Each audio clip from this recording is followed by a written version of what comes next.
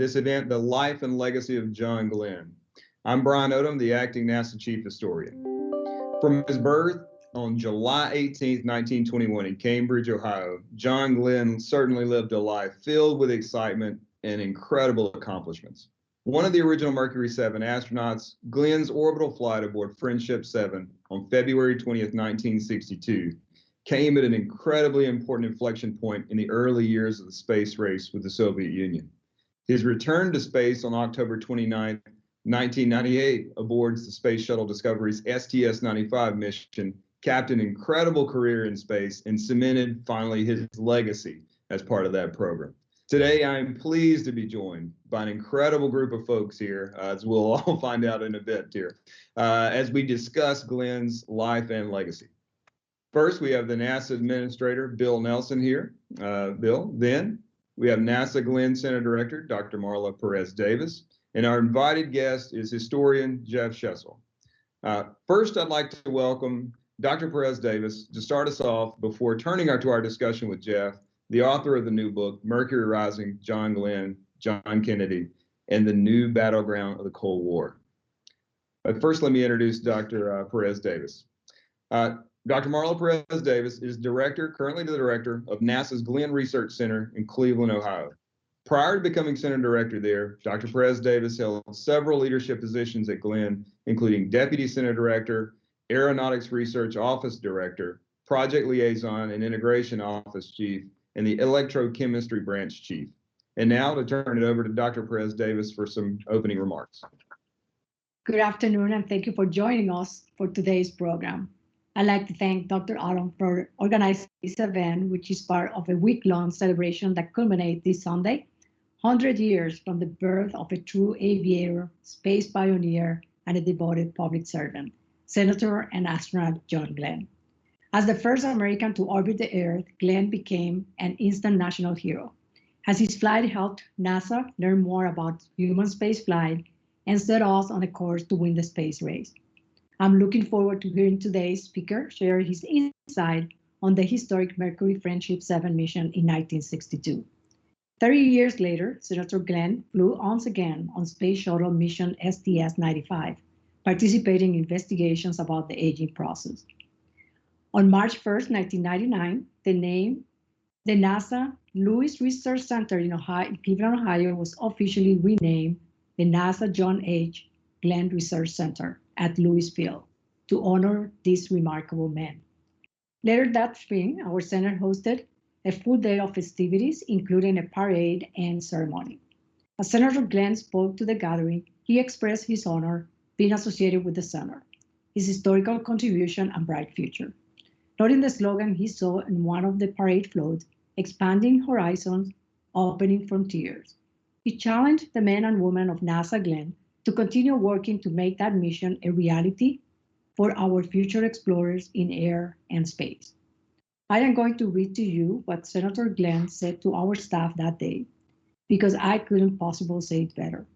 Here is the passage from his speech. Expanding horizons, opening frontiers. And that's just about saying it. It say it for the lab here, it say it for NASA's activities.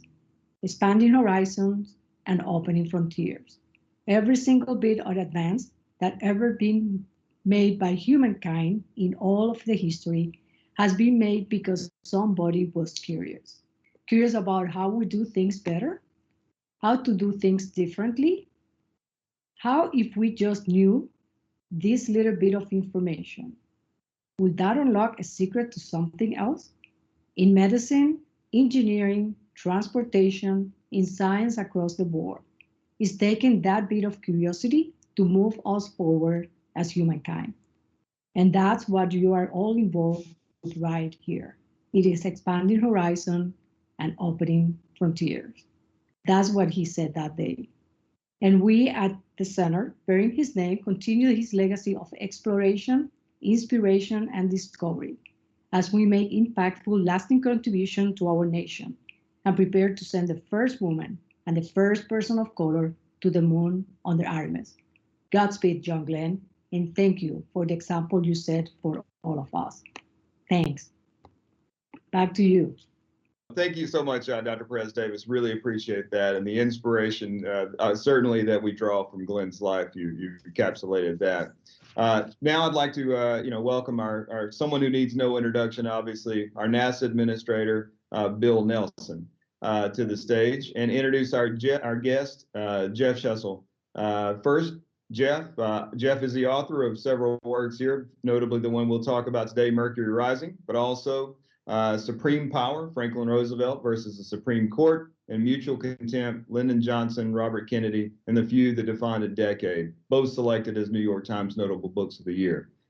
He is a former speechwriter for President Bill Clinton and is a founding partner of West Wing Writers. A Rhodes Scholar, he holds degrees in history from Oxford University, Brown University, and is a frequent contributor to the New York Times and the Washington Post and the New Yorker news deck. So I'll turn it over to the administrator. I'm going to stay on, but administrator, if you would go ahead and open us up. Well, this is a real treat for me to interview Jeff, because I read the book. As a matter of fact, I listened to it on Audible, and I couldn't put it down. And I've recommended it to a number of people. It captures a part of our American history that not only is important to organizations like NASA, but is important to the success of our country, because of what we had come out of in that face down with our mortal enemy, the Soviet Union, with nuclear warheads facing each other. And out of this came a spark that suddenly we were behind. Suddenly they held the high ground, first with Sputnik, and then with Gagarin and Titov. And after Gagarin had already flown, we could only get into suborbit with Shepard and with Grissom. And then came delay and delay. And then in February of '62, John Glenn took off on an Atlas that had a 20% chance of failure, and there's no looking back. And America won that space race, which ultimately allowed us to have a partnership with the then Soviet Union in Apollo-Soyuz. And now the partnership continues with the Russian Space Agency. And so I think Jeff has hit a part of American history that is pivotal. And I want to know how, since you've talked about, or you've written about Franklin Roosevelt and all these others, how did you zero in on this particular part of our history, Jeff? Well, first, Administrator Nelson, I just want to thank you for those very, very kind words about the book and for joining us here today. It's really an honor to be here in conversation with you. And I want to thank Dr. Odom and Dr. Perez-Davis for your comments and for joining us as well. It's really a thrill for me, a treat. And I appreciate what you said about the context of the book and the story that I'm trying to tell. Like a lot of American kids, I grew up fascinated by space and fascinated by the individuals who'd flown into space and the heroic accomplishments of those Americans. But as I look back from a recent vantage point, I wanted to understand a little more the significance of John Glenn's flight. I understood that he had become the first American to orbit the Earth, and that alone guaranteed him a place in history. But the reaction to Glenn's flight seemed almost wholly out of proportion to that simple fact. It was significant, but why was it so significant? And I think it really comes back to the Cold War context, as you, Administrator Nelson, described, that the space race, we have come to think of the space race as something that happened over here on its own timeline, and the Cold War was happening there in Berlin and in Cuba and in Southeast Asia. But at the time, they were understood to be part of the same conflict. That was certainly how President Kennedy understood them. That was certainly how the Mercury astronauts And everyone at NASA understood them, that it was part of this greater global struggle between two systems, between freedom and totalitarianism. And when you look at it through that frame, then you begin to understand why the buildup before John Glenn's flight was so significant and why the response afterward was what it was. So how did President Kennedy, who really didn't know much about space and probably, as you suggest, didn't care a lot about it, but he had this incisiveness that he could pierce through and he could see the political ramifications of something. And he saw that this was a moment in time with a technological program that could vault America into the lead. How did he come to that conclusion? He came to that conclusion slowly, a little reluctantly, but inevitably, I would say.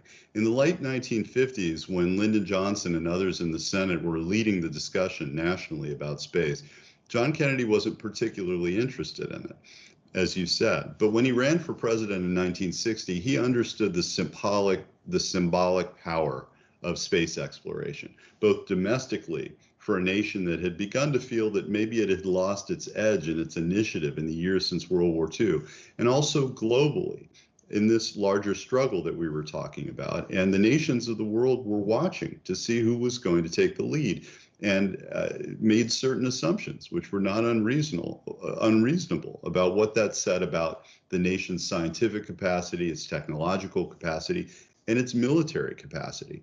So Kennedy in 1960 ran in part on the issue of space, and he said repeatedly that it was unacceptable and dangerous for the United States to be second in space. Now, what he didn't have at the time was a plan to put America in first place. That was going to take some time and was going to take, frankly, some prodding from the Russians, because it was really only after that Gagarin flight that you mentioned that Kennedy awoke to the fact that he needed a solution and he needed it now.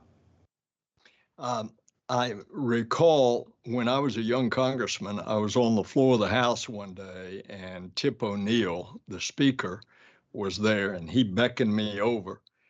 And he knew that I was going to fly. This is years later. He says, let me tell you, when I was a young congressman, young Boston congressman, and I was down at the White House with President Kennedy, and he said I'd never seen the president so nervous. He was just pacing back and forth like a cat on a hot tin roof. And he said he pulled over to his aides and he said, what's wrong with the president? And they explained we were getting ready to fly Alan Shepard in suborbit after we had been surprised by Gagarin's flight. And here we were in this catch-up mode, and he was so nervous to make, to want that mission to be a success, which of course it was. But then shortly after Alan Shepard, then Kennedy gets this bold vision, and he goes to a joint session of Congress. Tell us about that. That's right. Well, that's a fascinating window into what Kennedy was experiencing at that time. He understood the stakes politically, geopolitically for the country if we were to fail. If the Alan Shepard mission ended in any way in failure, it would happen before the eyes of the world. The Soviet Union, because it was, of course, a totalitarian state, was enabled to fail in secret, which they did. When rockets blew up, boosters blew up on their launch pad, no one saw it who wasn't physically present. When one of their cosmonauts died in a really horrific training accident, this was not known for decades. And so there was an aura of invincibility to the Soviet program because all we ever saw were the successes. Whereas when our rockets exploded on the launch pad, the news cameras were there and it would appear in newsreels around the world and in newspapers. So Kennedy understood these stakes. And it was after Shepard's successful flight, as you described, that he was ready to make that bold commitment to go to the moon. The logic of it was that it was a long-term goal. And we knew that there was no way the United States was going to catch up to the Soviet Union in the near term. They just had too big a lead, and we had too much catching up to do. But if you set a goal that was far enough away, literally, I guess, in terms of the moon, but also in terms of time, that was going to require new technology that hadn't even been imagined yet, that was going to require investments on a massive scale over a long period of time, that maybe, there's no guarantee, but maybe we would have a chance to leapfrog the Soviets on the way to the moon. Although the Congress did increase the funding for the program after that speech that was received, as you point out in the book, in a kind of ho-hum fashion. What then propelled President Kennedy to go to Rice University, make a follow-on speech, and when did that occur that he really poured the juice to the program? That speech occurred in September of 1962, so about a year and a half after the initial speech. And you're absolutely right. As I describe in the book, we see the sound bites from these speeches, and the boldness of Kennedy's commitment rings through the decades since. And we know, of course, that this was a successful gamble that he made, that we did get to the moon by the end of the decade. But as you said, the members of Congress, the senators in that chamber, received it very differently. And Kennedy knew it. It's really interesting if you go back, as I'm sure you have, Administrator, and you watch that full speech, that after he has made this pitch that we should get to the moon by the end of the decade, he goes off script and he sort of shuffles the pages nervously, and he looks down and he hedges. And he says, and I'm paraphrasing here, he says, listen, this is a huge commitment, both in terms of the federal budget and in every other way. And I ask you, the Congress and the American people, to make sure that you're committed to it. Because if you're not, the worst thing in the world would be to start along that path and then fail to get there. And when he went back to the White House, he talked to his speechwriter, Ted Sorensen, and he said, in effect, I don't think I sold it. I was reading the body language of the members in my line of sight, and I don't think they were buying it. And in fact, the press wasn't as excited about it as Kennedy might have hoped. The newspaper coverage the next day focused not on the great adventure of going to the moon, but on the cost, which was a concern of Kennedy's as well. So it took some time for him to lead the American public and the members of Congress toward this goal along with him. So 10 months later, John Glenn launches successfully.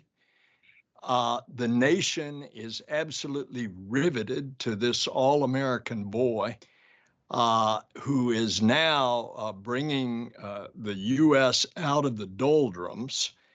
And is it at that point that Kennedy then pours the juice to it and says, we're going to do this in the decade and we're going to be successful? He had announced the goal prior to Glenn's flight. He had announced the goal of going to the moon by the end of the decade back in that May 61 flight. And Glenn doesn't fly, as you noted, until February of 62. But that really is the moment, as you've said, when he begins to pour it on, because the moonshot goal just was not credible prior to Glenn's flight. And it wasn't as if Glenn's flight in itself meant that we were certain to get to the moon or that we were certain to get there before the Soviets. But it really, for the first moment, Americans and our allies around the world were able to believe we had a shot. This was possible. This was what made the moonshot goal credible, even, as I understand it, within NASA. Within NASA, there was a lot of excitement about the goal, and there was a commitment to the goal, certainly, but there was also a lot of doubt and skepticism because, of course, those who were most intimately involved with the space program knew what a struggle it had been just to get these few men that we've been talking about into the suborbital range and then ultimately this orbital flight of Glenn's. So among the original 7, and of course they get extraordinary publicity, but Glenn rises to the top as the all-American boy, this incredible story of a devotion to a wife, Annie having this speech impediment, just down the line, American red, white, and blue. But there was fierce competition, and John felt rejected because Alan Shepard and then Grissom, and yet he ends up getting the cake with the cherry on top with the first orbital flight. Tell us about that. Well, you're absolutely right in describing the way that Glenn was seen and understood. And this is really who he was. I mean, they would often tease him, the other astronauts, and they call him the Boy Scout, or they call him a Sunday school teacher. He was both of those things. He was also, and they knew this as well, he was also the most decorated combat pilot of the entire group. Not all of them had even fought in combat. Alan Shepard had never fought in combat, and it was sort of a sore spot with him. They were all brilliant test pilots, but Glenn was the most successful of all of them in wartime, and had also been the only one as a test pilot who had achieved national fame. He, in 1957, had set a speed record, flying a Crusader jet from Los Angeles to Brooklyn in 3 hours and 23 minutes. And he wound up on the front page of every newspaper in America. He wound up with a multi-week stint on Name That Tune on CBS as a contestant.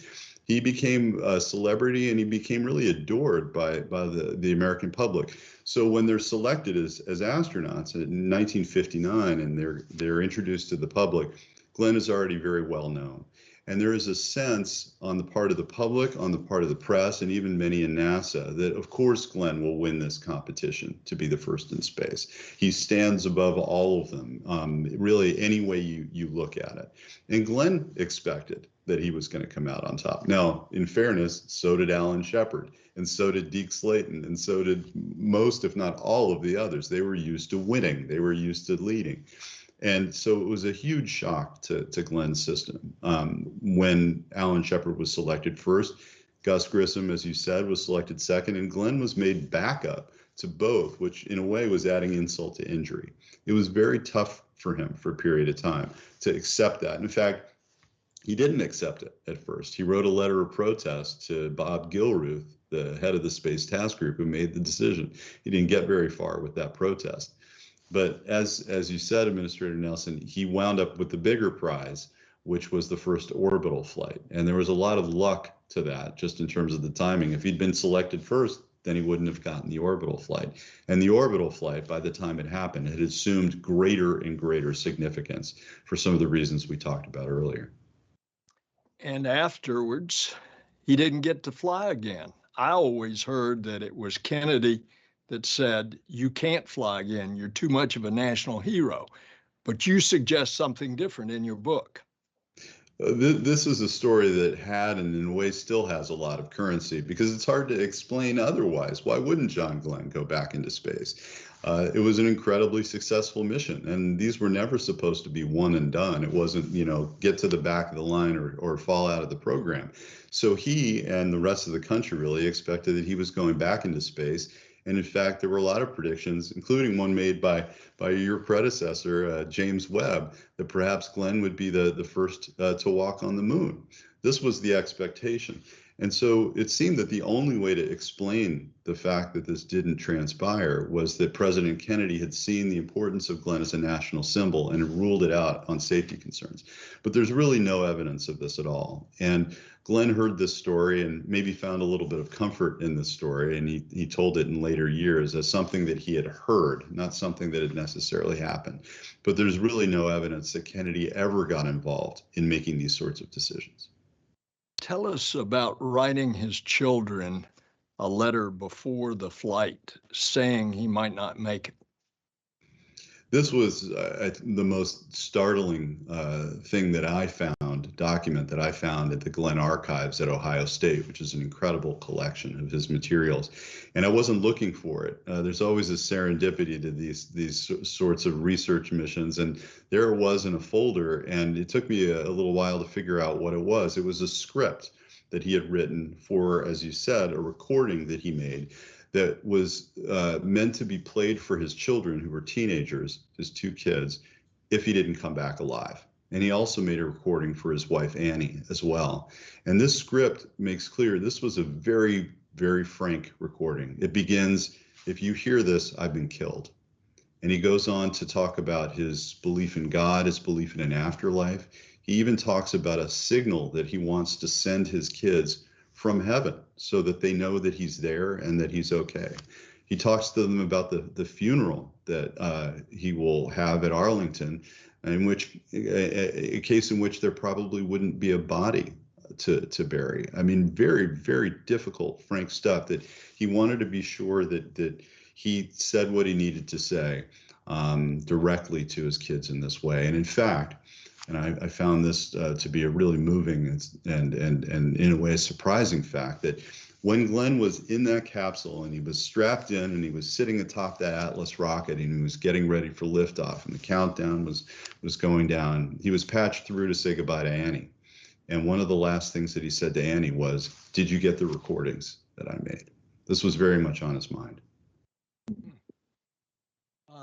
And of course, this larger than life person, he doesn't fly. He years later convinces your former boss, President Clinton, to let him be a part of the space shuttle program, and does that extraordinarily at age 77, of which I've talked to those crew members, and they said John participated in everything at that age and did it exceptionally. But his life was also a series of disappointments. He talks to the Kennedys. They want him to run for the Senate. He slips in the bathroom, has an inner ear problem, has to back out of the first Senate race, runs the next Senate race and loses. And here he is, this national icon. And yet he has to go through suffering again, twice, before he's elected. Talk about that and talk about his success as senator. That's absolutely right. I mean, it's easy to look back and gloss over all this and see this as a charmed life. And of course, in many ways it was. And yet at the same time, there were big disappointments. That was, at least for a while, a huge disappointment that he didn't get to fly first or second. And that took time for him to reckon with. There was the fact that he never got that chance to fly in Gemini, that he was not invited to be part of the Apollo program, that it was clear that they were trying to edge him out into a desk job that he didn't want. He wanted to fly. And so finally, he accepted the entreaties of the Kennedys, as you suggested, and decided to run for Senate in '64. But that injury took him out of the race. And it was more than being taken out of the race, but the recovery was very slow. It was very painful. It would take him 10 minutes to essentially almost crawl along the wall to get from his bed to the couch in the morning. And this is a vigorous guy who had just been up in space and had aced every physical test that he'd ever taken. He'd never had an injury in wartime. And so these were tough things to recover from. And then, as you said, the political losses, and then runs for president, as we know, in 1984. And even though initially the Reagan White House saw him as the strongest Democratic challenger, it didn't emerge that way, and he didn't wind up winning a single primary. So there was no, Glenn understood, he often talked about his faith this way, that being a person of faith gave you no guarantees. It was, as he often said, and this was his mother's advice, it was a 50-50 proposition. And 50% of it at least was up to you and your hard work, and you were going to succeed and you were going to fail, and you had to keep at it. And that was very much the way he approached not only his life as a pilot and an astronaut, but as a politician as well.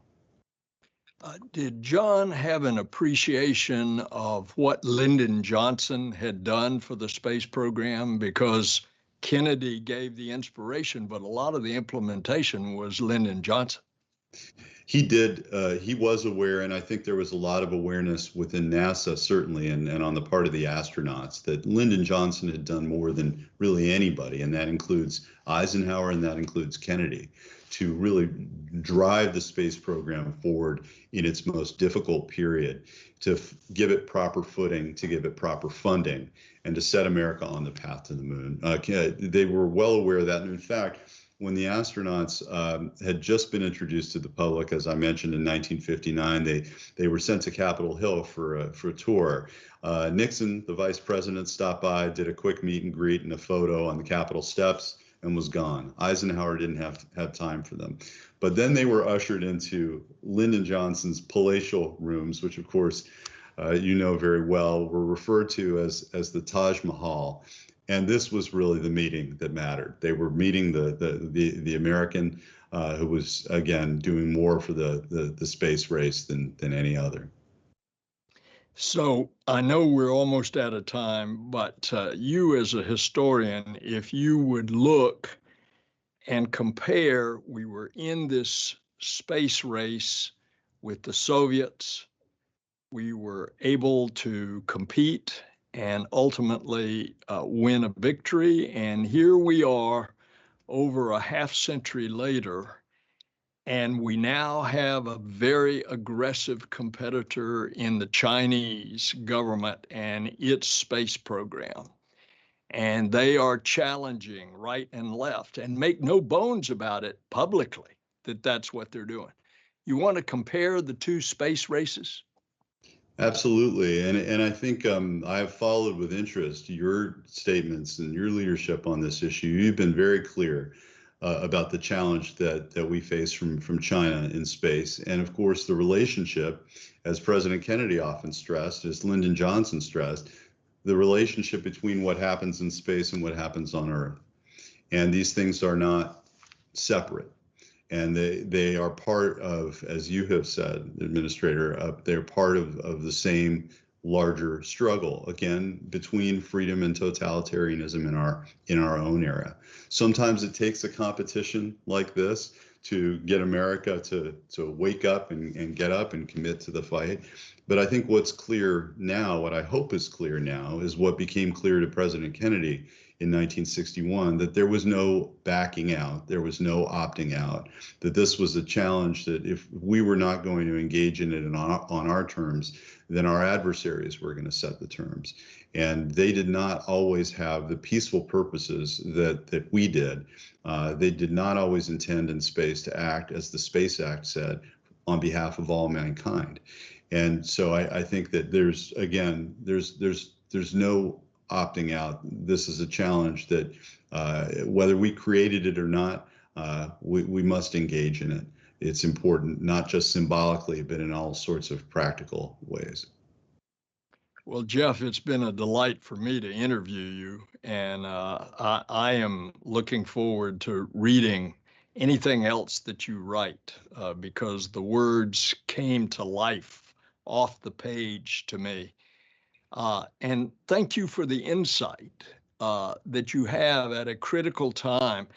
People often forget. Just think in that era when John flew, Kennedy had been embarrassed by Khrushchev in Europe in their first summit. Shortly around, he had the embarrassment of the invasion at the Bay of Pigs in Cuba. Then in October of '62, he went into that terrible confrontation on the Cuban Missile Crisis, where we almost had an exchange of nuclear weapons. And all of this melee, John Glenn is taking the hopes of America into the heavens. So thank you for capturing that, and you've done it so well. Well, thank you, Administrator. Thank you for your generous comments and for inviting me to talk with you today. It's been a real thrill and a real honor. Well, good. Look forward to visiting. I do too. Guys, this has been incredibly, as a historian, just to sit and listen to you guys have this conversation is incredibly important because you bring out the the issues that are at play here, right? Why is it that history matters? Why is it that knowing this history is important, right? And I think you've done a great job, Jeff, of laying that out. And Administrator Nelson, you've asked the right questions to get to that context, because the context is so important to the history. We may remember the people and the events and the dates and the times and all of this, but knowing how these things are laying within this context is important. And Jeff, as a final question, really, and kind of to one of the administrator's points, you've spent a lot of time in this history, and as a historian, how did you get to those documents? And you mentioned the serendipity of that, but what's next, and if if the history office can provide you with anything, or you can get your hands on new documents, where might this story go that it hasn't gone already, and what context, what might we know in the future from your work? Well, thank you again, Dr. Odom. Thanks for those comments. And I have to say that all of us who do this kind of work do it with a certain humility, that there is always more out there, that there is always more of this story to tell. And I was incredibly gratified to find that underneath there's a sort of rich topsoil of material that gets turned over, and it's all very familiar to those of us who have an interest in these stories. And yet, if you dig a little deeper, there's more, and a lot of it hasn't been seen, or hasn't been discovered, or hasn't been put in a different context, as is the case with some of what we've been discussing. And so it's tough to finish a book like this, because there's more out there. And I haven't my curiosity about these people and these decisions and these issues is not ended when I sent the final manuscript. So I would love to continue digging and writing and thinking about all this, and love to continue this conversation with you. Yeah, no doubt. We look forward to it. Let us know from the history program what we can do, because that's our goal as part of NASA, is ensuring that this analysis is done, but make sure the documentation is there, in the archives, right? We've got to preserve these things to make them available for future historians to perform this analysis. You think about JSC, and the oral history program that's out there, and the work that they do, and NASA headquarters and across the agency, archivists are working to make sure we have this story. So I welcome any future opportunities to talk it through. You can count on it. Thank you. You got it. And really, Administrator Nelson, just one, I really am, I've talked to you several times about history, and I understand your passion for history because you're part of that history yourself, right? I mean, that's, I think we probably could have spent a whole, several parts of this talking about Glenn's experience and then comparing it to your own experience. So no, you can't compare that. John Glenn is by far in a class of his own. But I'll tell you, the history we're going to write in the next few years is going to be an exceptional part of our American history. And I suspect, in a time in which we are so politically divided, that we are going to see our nation's space program going back to the moon, the first woman, the first person of color, getting prepared to go to Mars with humans. I suspect that what you're going to see is that is going to be one of the unifying factors for our country in this time of political division. And the Lord willing, maybe that'll just bring us together.